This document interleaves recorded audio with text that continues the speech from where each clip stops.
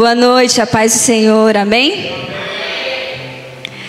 Hoje, para quem está anotando aí, o tema é: não seja prisioneiro, vença a rejeição. E eu sempre falo sobre isso com mulheres, né?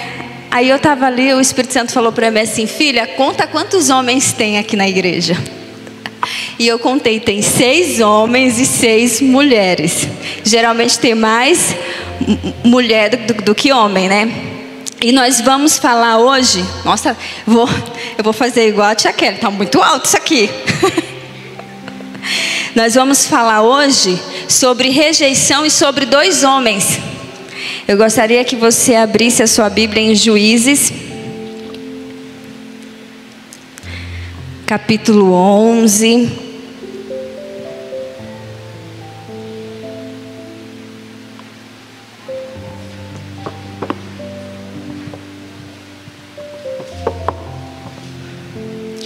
Gente, é tão interessante como Deus ele vai casando, né? Sábado a gente teve a palavra, domingo veio, na célula Deus foi cirúrgico. Deus falou exatamente, ele veio confirmando, fechando, como é que fala? Selando o que era para falar hoje. E aí a gente tem que ser obediente, né? Antes de nós lermos, eu dei uma pesquisada e eu quero falar um pouquinho sobre rejeição, na parte científica, né? O que é isso? O que é a palavra? Rejeição é rejeitar, significa resistir, desprezar ou recuar algo ou alguém, recusar, não dar para desprezar o fato de que a rejeição é uma das feridas emocionais, diga assim, mais profunda e difíceis de lidar. Isso é a ciência que diz. A rejeição, ela se faz presente em diferentes âmbitos na vida social. Pode ser amor, trabalho ou amigos. E aí, fui lá também, agora bíblico. Como age o espírito da rejeição? Aí fui lá pesquisar. O complexo de rejeição age como um bloqueio para o desenvolvimento de relações interpessoais sadias. Pode até mesmo ser um mecanismo de autossabotagem inconsciente. A lógica é mais ou menos assim: vou terminar, ir embora, desistir, não me apegar antes de ser rejeitado. Ou seja, uma autodefesa. E aí eu continuei lá. Como é a dor da rejeição? E olha o que a ciência diz. Uma pesquisa realizada por um psicólogo nos Estados Unidos apontou que a dor da rejeição ativa as mesmas áreas cerebrais envolvidas na dor física. Nesse experimento foi comprovado que o sofrimento do abandono causa a mesma sensação que uma xícara de café derramado em qualquer parte do seu corpo. Fisicamente, a dor da queimadura é a mesma dor que a rejeição traz. Para vocês terem noção. O que a rejeição causa? A pessoa que passa por algum tempo sofrendo com esse sentimento pode em algum momento associar a outros sentimentos como abandono, fracasso, privação emocional, indesejabilidade social, busca de aprovação e pessimismo. O que a rejeição da mãe pode causar? Agora vai ser mais profundo aí. Nem eu sabia disso aqui. A ausência materna e a falta de apego geram em uma criança uma necessidade de busca por um objeto transitório. Essa criança pode apresentar comportamentos desajustados como roubo, insônia, apresentam comportamentos de regressão, tendência antissocial, carência e até uma propensação à delinquência. É isso que causa quando uma mãe rejeita um filho. E o que a rejeição de um pai pode causar? A rejeição paterna, a ausência paterna tem o potencial para gerar conflitos nos desenvolvimento psicológico e cognitivo, bem como influenciar o desenvolvimento de distúrbios de comportamentos agressivos. Então é isso que a ciência fala sobre a rejeição. E aí fui eu lá pesquisar, estudar, buscar de Deus. E se é uma coisa que eu sou perita, eu fiz faculdade, graduação, fiz tudo que você puder imaginar, é sobre isso, rejeição. Eu sei muito bem daquilo que eu estou falando. E a rejeição, não se engane, toda rejeição gera rebelião. Toda rejeição gera inveja. Toda rejeição confunde injustiça com inveja. Sabe aquilo que dentro da igreja a gente vê muito isso? Não é justo, só fulano de tal faz isso, só fulano de tal faz aquilo. Não é justo. Geralmente, camuflado, tá o quê? A inveja que é causada pela rejeição. Tem a necessidade de aprovação, de ser visto. Você já viu alguém assim? Tem a necessidade. No fundo, ela quer ser vista, ele quer ser visto porque ele quer provar para alguém que ele é bom. Ou vice-versa, ou não quer ser visto de jeito nenhum. A rejeição anda de mãos dadas com orgulho. E agora nós vamos ver na Bíblia 2 pessoas que foram rejeitadas. Mas um não ficou prisioneiro, o outro ficou. Amém? Juízes capítulo 11. Jefté, o gileadita, era um guerreiro valente. Sua mãe era uma prostituta. Seu pai chamava-se Gileade. A mulher de Gileade também lhe deu filhos, que quando já estavam grandes, expulsaram. Diga assim, expulsaram. Jefté de sua casa, dizendo: você não vai receber nenhuma herança de nossa família, pois você é filho da outra. Então Jefté fugiu de seus irmãos e se estabeleceu em Tobi. Diga assim, Tobi. Tem como baixar um pouquinho? Por favor. Ali um bando de vadios, em outras traduções está um bando de homens violentos, uniu-se a ele e o seguia. Vamos agora fatiar aqui um pouquinho. Jefté, a primeira descrição dele era o quê? Que ele era um homem forte, um homem guerreiro e valente. A mesma descrição dada para Gideão, se você for um pouquinho atrás. Mas a segunda descrição dada a ele era filho de uma prostituta. Ele era filho bastardo. Todo mundo aqui sabe que uma criança gerada na bastardia, ela já nasce com esse espírito de rejeição. E se ela não renuncia, esse espírito acompanha ela por toda a vida. Seu pai era Gileade. Em alguns teólogos diz que ele havia falecido. Na Bíblia não diz. Então, se na Bíblia não diz, eu acredito que ele era omisso. E nós vamos falar um pouquinho aqui sobre a omissão do pai. Porque se ele viu que o filho dele estava sendo expulso e ele não fez nada, porque em momento algum a Bíblia diz que ele fez alguma coisa. O filho dele ficou com medo e então fugiu. Jefté fugiu. E se nós observarmos, Jefité, ele morava onde? Em Gileade. O que era Gileade? Alguém aqui sabe? Há um bálsamo em Gileade. Gileade era a terra da cura.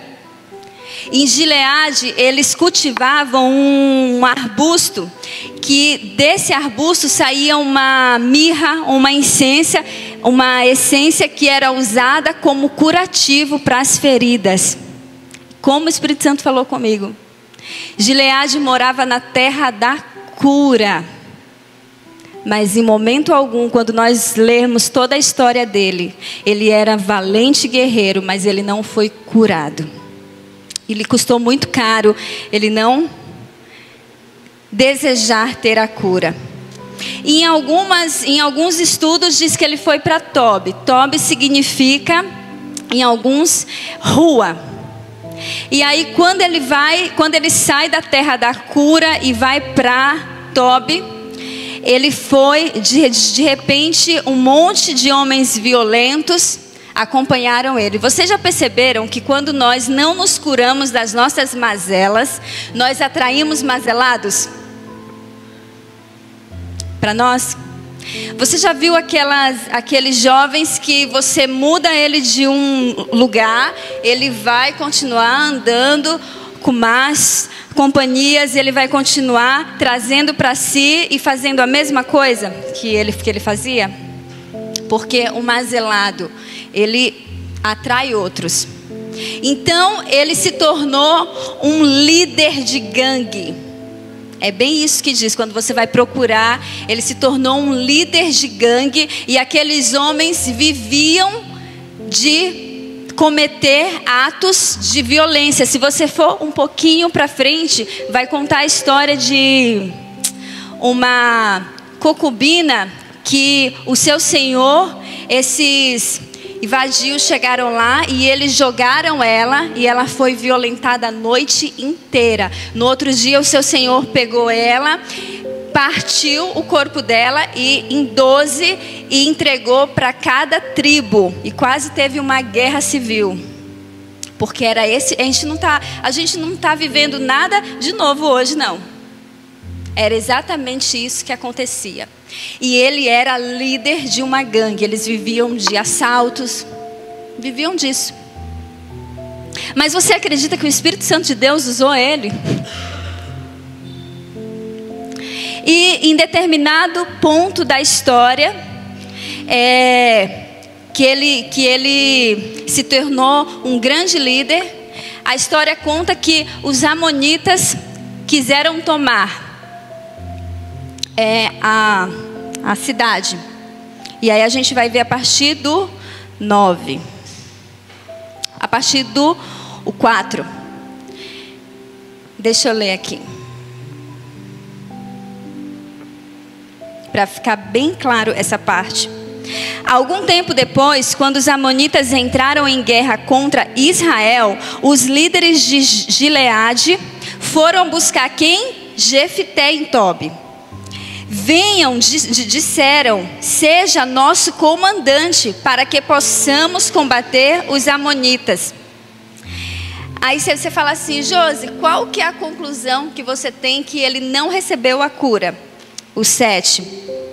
Disse-lhe Jefité, vocês não me odiavam e não me expulsaram da casa de meu pai? Por que me procuraram agora? Apesar disso, agora estamos apelando para você. Responderam eles, venha conosco combatê-los e você será chefe de todos os que vivem em Gileade. Jefité, olha o que ele responde. Se vocês me levarem de volta para combater os amonitas e o Senhor os entregar a mim, eu serei chefe de vocês? Alguém percebeu aqui? Eu vou ser chefe, então eu vou lá. Só que é um preço. E eu vi algumas pregações, muitos pregadores pregando isso, como foi aquele que foi desprezado e Deus usou para guerrear. Só que eles esquecem o sentimento que Jefité estava. Jefité, ele fez um acordo. Tá bom, eu vou lá, aonde eu tive que sair fugido. Mas tem uma coisa, eu vou ser líder de vocês. Eu vou liderar tudo. Porque ele tinha com ele o quê? O espírito da rejeição. Ele queria, na verdade, era a vingança dos seus irmãos. Ele queria mostrar que ele era melhor do que os outros. Porque o espírito de rejeição é isso que ele faz. Ele tem a necessidade de mostrar o tempo todo que ele é bom. E ele, de fato, era bom. E ele, de fato, era muito bom. Ele era valente. E realmente sim, o Espírito Santo de Deus se apossou dele, porque a Bíblia fala assim, que o Espírito Santo de Deus veio sobre ele, e ele guerreou contra todos os amonitas, e ele venceu, e reinou sobre Israel por 6 anos. Só que ele pagou um preço muito alto. E o Paulo está aí? Eu pedi para ele colocar. Está aí? Então vamos lá, vamos ler o 30, vamos ver que preço foi esse que ele pagou.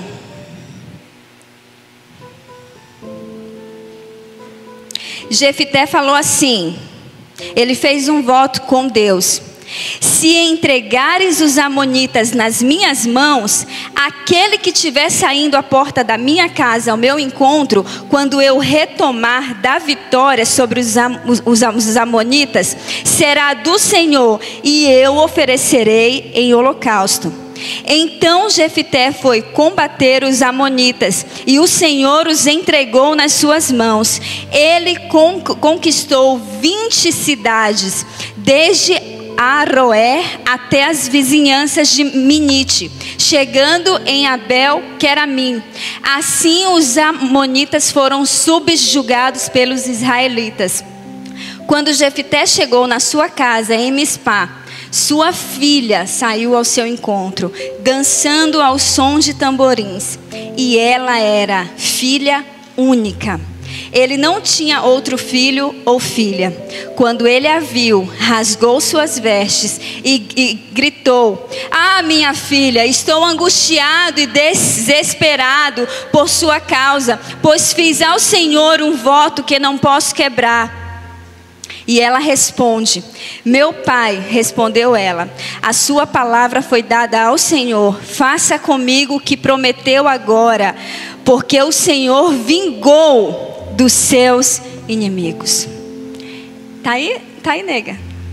E aí, eu fui estudar um pouquinho, porque nenhuma tradução diz que ele falava assim, a primeira pessoa. E aí, aqui é a casa dos judeus naquela época, provavelmente a casa dele. E se vocês virem, perto da entrada, fica onde os animais ficavam. E todo mundo sabe que Deus não recebe sacrifício humano. Ele estava prometendo a Deus o quê? Um animal.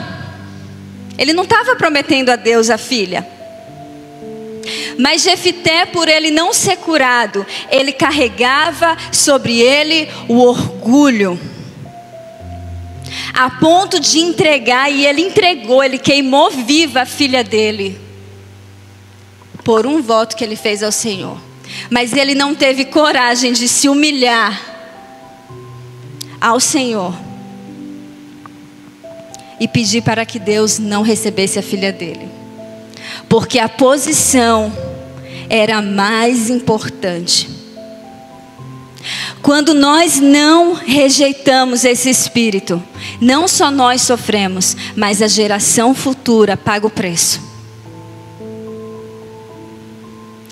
Ele foi rei, mas o preço que ele pagou custou muito caro. O preço que ele pagou foi muito alto. E a palavra diz que a filha dele falou assim: pai, deixa eu ir por 2 meses chorar com as minhas amigas. E tem alguns estudos que diz que ela foi cometer o homossexualismo. porque ela não iria casar. E ela ficou por 2 meses chorando com as suas amigas, porque todo o futuro dela foi comprometido, porque um homem preferiu ser prisioneiro dos seus sentimentos. Ele preferiu ser prisioneiro daquilo que fizeram com ele. Sabe o que fizeram com a gente? Nós nunca poderemos ir lá e passar a borracha. Nunca.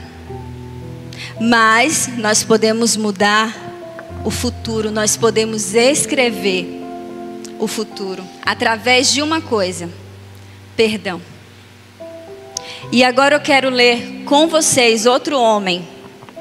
Queria que vocês abrissem em Gênesis 37. Que também conheceu o desprezo, o abandono, mas ele preferiu trilhar outro caminho. Nós vamos falar um pouquinho sobre José. José, a palavra diz, se nós formos analisar também, a família dele era a família disfuncional. José era filho da esposa que Jacó amava, mas era uma guerra dentro da sua casa. Porque as duas irmãs ficavam guerreando quem tinha mais filho. Imagina como que ele cresceu. Sendo o queridinho também sofre. Porque aonde há preferências, há sacrifício. Aonde há preferências, há choro, há dor. E a palavra diz que ele perdeu a sua mãe. E o seu pai usava ele para vigiar os seus irmãos. Então, em um determinado dia, ele foi ao encontro dos seus irmãos. E lá, os seus irmãos jogaram ele num poço. E Deus começou a gerar a palavra em mim. Eu comecei a contar um pouquinho aqui no sábado. Em uma madrugada, um dia aí bem difícil. Eu lembro que o João falou para mim algo: você vai fazer tal coisa? Dedure aqui, amor. Eu falei, vou. Aí ele falou, depois você não reclama. Aí, horas, assim, menos de 72 horas, estava eu lá, né? Sem poder nem reclamar, gente. Isso é uma maldade com a gente. Então eu falei assim, né? Ele dormiu, eu peguei a cobertinha e fui lá chorar. Porque a gente sempre acha que já venceu certas coisas. Aí tô eu lá de madrugada, lá na sala. Senhor, de novo, Pai, de novo. Chorei de novo. E aí eu ouvi 2 frases de Deus. A primeira foi: eu não te rejeitei. E a segunda foi: eu te encontrei no poço. Só que quando a gente lembra, te encontrei no poço, você lembra o quê? A história da mulher samaritana. Mas quando Deus falou para mim, eu fui em José. Eu me vi num poço mesmo. E aí Deus começou a trazer para mim como foi o encontro, como foi que Ele me resgatou realmente. Eu estava no poço, do poço, não tinha mais fundo. E aí me veio a história dele. E aí Deus começou a construir algo sobre José e mim. Porque o que eu acho mais lindo dele é que ele não usou a rejeição dele para se vingar, para fazer algo terrível contra os seus irmãos. E eu li um livro que ele é maravilhoso. A dor você não é aquilo que fizeram com você, alguma coisa assim. E a autora fala exatamente isso. No final da vida da minha mãe, eu descobri que eu era o José na vida deles. Porque ela passa por toda a rejeição e tudo. E aí Deus usou ela para cuidar da mãe. A filha que foi mais desprezada. E então ele sempre me chamou muita atenção. E aí eu comecei a buscar um pouco sobre José. Mas hoje eu descobri algo mais interessante lá no meu quarto lendo. Quando ele estava lá naquele poço e os irmãos dele jogaram ele e o venderam. Quando ele foi tirado do poço, a palavra conta que uma caravana dos ismaelitas estavam passando. Está no 37:25. E aí eu queria ler aqui com vocês. Está assim: ao se assentarem para comer, viram de longe uma caravana de ismaelitas que vinha de onde, gente? De Gileade. E o que eles traziam com eles? Especiaria de mirra. Eles estavam levando a cura para o Egito. Ou seja, quando José foi tirado do poço, ele foi levado junto com a cura. Quando o Espírito Santo falou isso para mim, eu falei, entendi tudo agora. Eu entendi tudo agora. Porque Jefité, ele estava na terra da cura, mas ele foi prisioneiro para Tobi. José estava na terra de Canaã, mas ele foi livre para o Egito. Por mais que ele estivesse como prisioneiro, como escravo, junto com ele, o que estava em Gileade, ele levou consigo a cura. Então, o problema não é aonde você está. E o que Jefité fez? A primeira coisa que ele fez, porque a palavra não diz que ele foi expulso de Gileade, ele foi expulso da casa, mas ele fugiu de lá. O que nós fazemos quando nós somos rejeitados de novo em um lugar? Qual que é a primeira coisa que nós fazemos? Nós fugimos de lá. Nós fugimos porque nós não queremos encarar os irmãos que têm a cura. Porque aqueles que nos jogam no poço, eles também têm o poder de nos curar. Não é o ambiente físico. Não é o que nós pensamos que vai trazer a cura, ou fugindo para outro lugar que vai fazer a cura. Porque independente do ambiente físico, quando você se dispõe a ter a cura, ela vai ao teu encontro, ainda que você esteja indo como escravo para o Egito. Ainda que você esteja indo como prisioneiro para o lugar da escravidão, a cura do Senhor, ela vai e te acompanha. Porque você decidiu não amargurar. José também conheceu a rejeição, o abandono, a humilhação, a calúnia, a acusação, a frieza da prisão. Mas ele decidiu não se amargurar. Ele decidiu ir pelo outro caminho. Sabe, queridos, eu sou um aborto que não deu certo. Sou eu. E eu nunca falo isso quando tem homens, né? Eu sempre falo isso quando tem mulher. Mas eu sou um aborto que não deu certo. Eu não tive nem a mãe e nem o pai. Hoje eu cheguei e postei lá a minha vida fitness, que eu tento. Mas eu olhei para aquilo e eu vi quantas coisas eu já tinha feito até às 11. E eu lembrei que a minha vida era uma completa desordem. Eu era desorganizada em tudo. Tudo. Não tinha horário para nada. E aí quando você vai estudar isso, é a mãe que ensina isso. É a mãe que te ensina a comer direito, a tomar banho direito. Eu lembro que com 11 anos, uma amiga minha, ela olhou para mim e ela falou assim: Josi, deixa eu te ensinar como que lavam o ouvido e o umbigo. Porque eu não sabia fazer isso. Quando eu fiquei moça muito cedo, eu não sabia como é que eu ia fazer. Quase apanhei por isso. Então eu carreguei anos. E aí eu vou para o lado do pai, eu também não tive. Porque pior do que você perder um pai é você ter um pai omisso. Pior do que você não ter um pai em casa é você ter um pai e é como se ele não existisse, porque ele não é autoridade.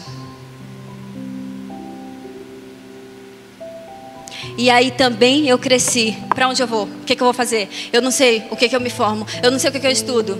É isso que é uma pessoa que não tem a figura paterna. Ela não tem direção em nada. E ela casa com um homem que vai fazer exatamente isso com ela. E eu casei. Fiquei 10 anos casada. Sofria violência doméstica quase todos os dias. Sofria abuso dentro da minha casa. Novinha, porque eu me divorciei, eu tinha 25 anos. Eu me casei com 15. Porque a falta de um pai e uma mãe causa isso. Quando o pai e uma mãe rejeitam um filho, Moloque abraça. E eu gosto de falar isso para homens, porque o que a gente mais vê hoje, gente, eu atendo pessoas, 95% que eu atendo, os pais são omissos. São omissos. Os pais não sabem mais ser pai, não sabem mais dar direção. E eu estou tirando o meu filho da fralda, e como Deus falou comigo. O primeiro filho, gente, foi horrível. Foi horrível, foi muito difícil tirar ele da fralda. Ele fazia xixi na casa inteira, cocô na casa inteira, e foi um tempo árduo. Aí eu já estava assim, meu Deus, eu vou passar por isso de novo, eu vou passar por isso de novo, eu vou passar por isso de novo. E como a paternidade do João com Noah, ela me cura. Nem eles sabem disso, nem eles têm essa noção. Mas ele é uma criança que não tem medo de nada. Ele não tem medo de escuro, não tem medo de nada. E aí quando eu fui tirar ele da fralda, foi 2 dias. Aí eu lembro que eu sentei com ele e falei, filho, é assim, assim, assim. Nunca mais ele fez. E aí a gente vai com ele no banheiro, aí o João fala, filho, você é muito inteligente, você é muito esperto, você é muito corajoso. E o quanto ele impulsiona o Noah, e o Noah parece que ele voa. E eu olho para o meu filho mais velho e não é assim. É muito mais difícil, ele nunca sabe o que quer, é indeciso, igualzinho a mim. Igualzinho a mim. E eu só fui ter essa consciência, ele já tinha 13, 14 anos, que eu comecei a falar, filho, você precisa sonhar. Porque nem eu mesma sonhava. O que você quer ser? Não sei. Aí eu lembro que quando a gente casou, teve um dia que eu fiquei tão chateada, ele me magoou tanto. Ele falou para mim assim, Josi, você não sonha, você pensa pequeno demais. Falei, gente, ele é tão insensível. Ele é muito mal comigo. Mas Deus estava falando para mim, você não sonha. Você não tem direção. Você não sabe para onde você vai. Um dia você quer uma coisa, outro dia você quer outra, no outro você não quer nada, no outro você quer tudo. É eu. E aí você olha para esses 2 homens, mesmo um tendo uma determinação muito forte, mas a determinação dele era alcançar aquilo que ele queria, independente daquilo que ele ia ter que fazer. E aí você vê também pessoas assim como a insegurança, existem alguns que são seguros demais, mas no fundo, eles estão escondendo aquilo que está dentro deles, aquela insegurança que está dentro deles, porque eles querem aprovação a qualquer custo. Eles querem mostrar que eles são bons a qualquer custo, porque não conseguiu vencer aquilo que estava dentro dele, não conseguiu vencer a rejeição. E em Gênesis 45,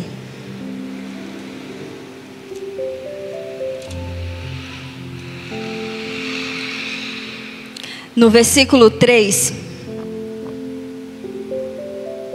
que para mim é um dos textos mais lindos da Bíblia,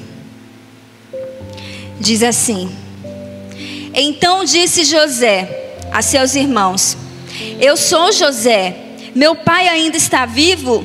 Mas os seus irmãos ficaram tão pasmos diante dele que não conseguiram responder-lhe. Cheguem mais perto, disse José. E seus irmãos, quando eles se aproximaram, disse-lhes: Eu sou José, seu irmão, aquele que vocês venderam ao Egito. Agora não se aflijam, nem se recriminem por terem me vendido para cá, pois foi para salvar a vida de vocês que Deus me enviou adiante. Já houve 2 anos de fome na terra, e nos próximos 5 anos não haverá cultivo nem colheita.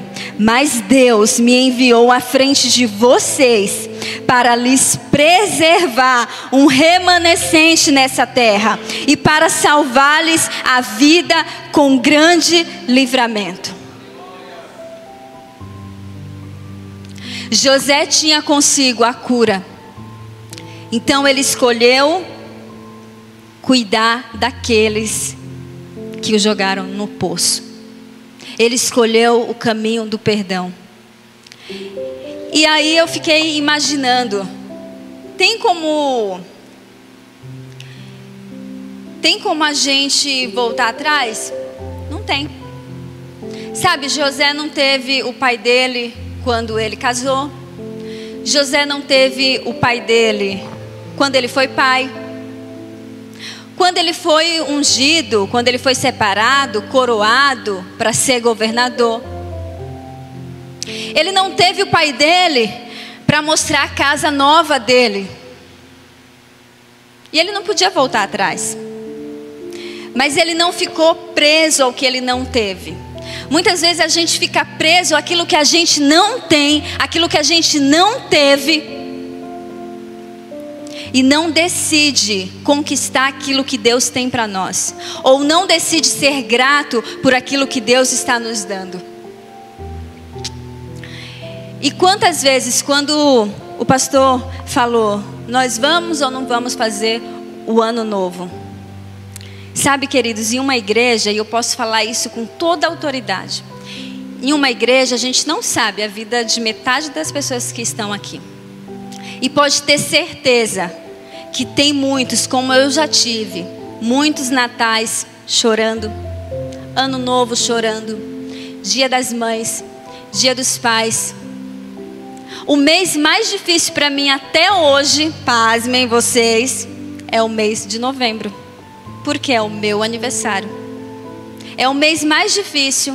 É o mês que até hoje eu mais choro. Porque todo ano Satanás ele tenta, esfregar na minha cara que eu não sou amada. Todos os anos ele não desiste. Todos os anos.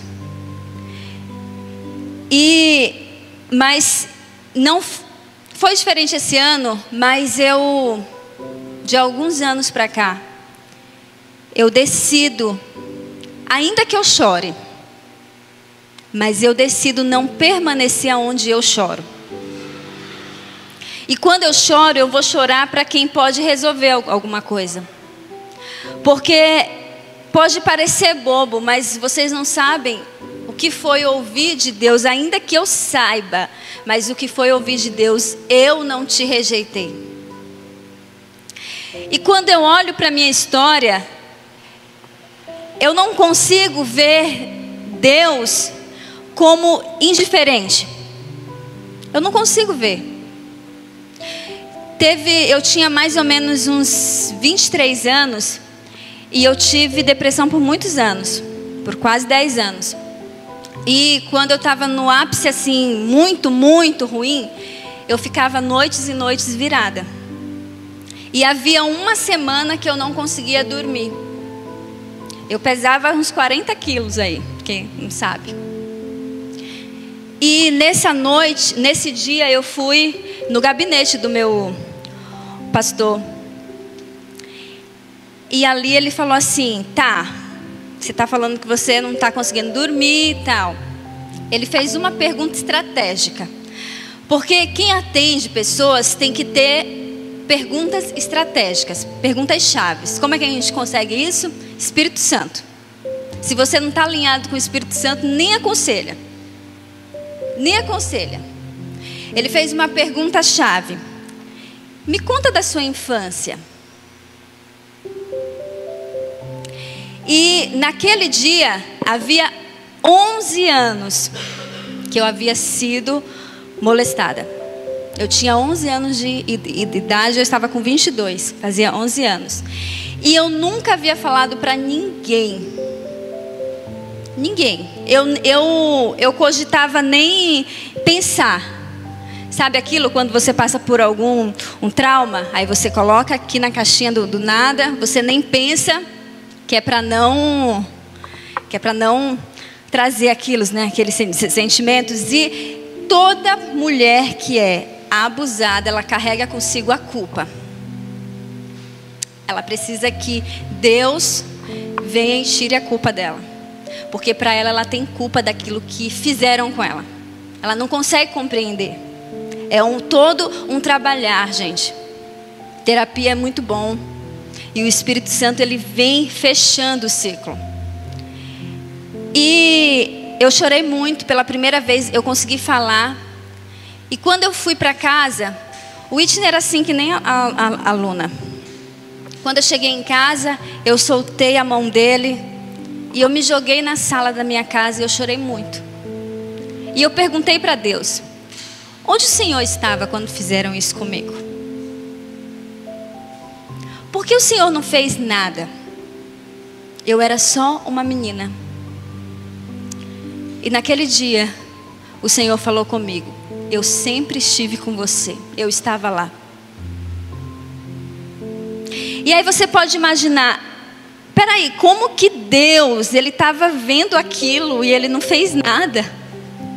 Entende por que a rejeição gera rebelião? Porque você se revolta contra o próprio Deus. Você está na igreja, você levanta os braços, você diz eu adoro, eu amo, mas no fundo, você tem raiva de Deus porque Ele permitiu que fizessem aquilo com você. Mas naquele dia, naquela manhã, eu entendi uma coisa. Se Deus, o meu Pai, Ele estava lá, e Ele viu o que fizeram comigo, e Ele não fez nada, eu me lembrei a passagem, quando Lázaro morreu, e Jesus chegou, e Maria estava chorando, e a palavra diz que Ele chorou com ela. Então eu pensei, provavelmente o meu pai estava chorando. Existem coisas que Ele vai ressuscitar. Ele precisa deixar morrer. Existem coisas que precisam acontecer. Não pela sua vontade, porque eu não acredito que é vontade dele. Mas eu aprendi naquele dia, com 22 anos, que o meu Deus, Ele estava comigo, Ele estava chorando. E se Ele permitiu que eu passasse por aquilo, é por algum propósito. E eu nunca mais eu senti como se Ele não estivesse comigo. Ele sempre esteve comigo. Mesmo nos dias mais difíceis, nos vales mais estreitos, e olha que eu já passei por alguns, Ele sempre esteve comigo. Ele sempre esteve lá. E eu queria fechar. E naquela noite, quando eu ouvi essas duas frases de Deus, geralmente a gente, quando passa por algum, como é que eu posso dizer? A gente acha que é injusto, né? Tudo a gente acha que é injusto. A gente fala, qual que é a primeira coisa que a gente fala? A mulher aqui: Deus, eu não quero mais ser tão besta. Não é assim que a gente fala? Me muda, Senhor, eu sou muito besta. Eu não quero mais ser assim. Naquela madrugada eu pedi duas coisas para o Senhor. Eu falei: Senhor, não me muda. Eu não quero mudar. Eu quero continuar sendo assim. E segundo, não permita que o meu coração se amargure. Porque eu descobri naquela madrugada que você vence a rejeição, resistindo ela e não permitindo que o seu coração se amargure. Porque em Salmos diz assim, que nós iremos nos apresentar a Ele com as mãos limpas e o coração puro. Se eu tenho que me apresentar diante dEle com o meu coração puro, eu não posso deixar ficar amargurada. Eu não posso permitir que a amargura me tire diante do meu Deus. Eu não posso permitir que esse sentimento me distancie de Deus. Então eu preciso constantemente perdoar. E como o autor, o mais lindo de todos, porque José, ele teve os seus erros. Ainda que a gente ache que não, mas ele teve. Mas existe um que não teve erro nenhum. Em Isaías 53 diz que ele foi o mais desprezado. Não havia beleza nele ou formosura de que nós nos agradássemos. Ele era o mais rejeitado dos homens, homem de dores, e sabe o que é padecer. Ele sabe o que é padecer. Muitas vezes nós achamos que nós sabemos o que é padecer. Sabemos nada.